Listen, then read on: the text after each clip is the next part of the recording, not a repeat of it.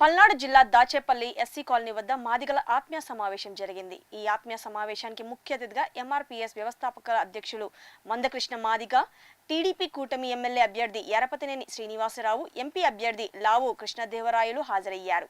కేంద్రంలో బీజేపీని, రాష్ట్రంలో టీడీపీ కూటమిని గెలిపించాలని మాదిగలకు మందకృష్ణ పిలుపునిచ్చారు।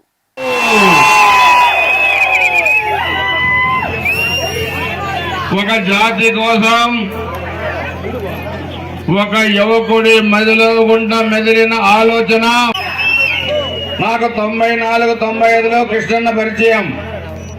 నేను ఆ రోజు ఎమ్మెల్యే కోరస ఎర్రమంజిల్ ఎమ్మెల్యే కోరసలో ఫస్ట్ ఎమ్మెల్యే కొన్నాను।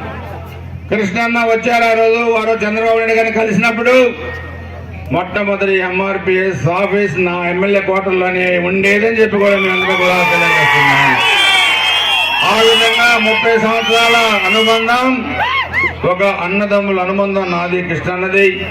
అందుకే నేను కూడా మీ అన్నగా, మీ తమ్ముడుగా ఎరపతినేని శ్రీనివాసరావు గారు ఎమ్మెల్యే అయినా, లావు కృష్ణదేవరాయలు గారు ఎంపీ అయినా మీ అన్న, మీ తమ్ముడు అయినట్టే గుర్తుపెట్టుకోవాల్సిన అవసరం ఉందని కూడా తెలియజేసుకుంటూ అత్యుత్తమమైన నాయకుడిగా మిగిలారు।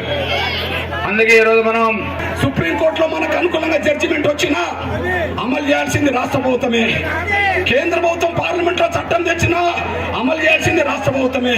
ఇక్కడ జగన్ ఉంటే అమలు చేస్తాడా, చంద్రబాబు ఉంటే అమలు చేస్తా అంటే జగన్ ఉంటే మనకు అమలు చేయడనే విషయం, జగన్ మన వైపు లేడనే విషయం స్పష్టంగా రుజువుతున్నది।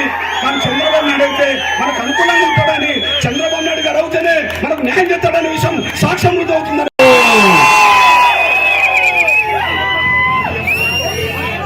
ఒక జాతి కోసం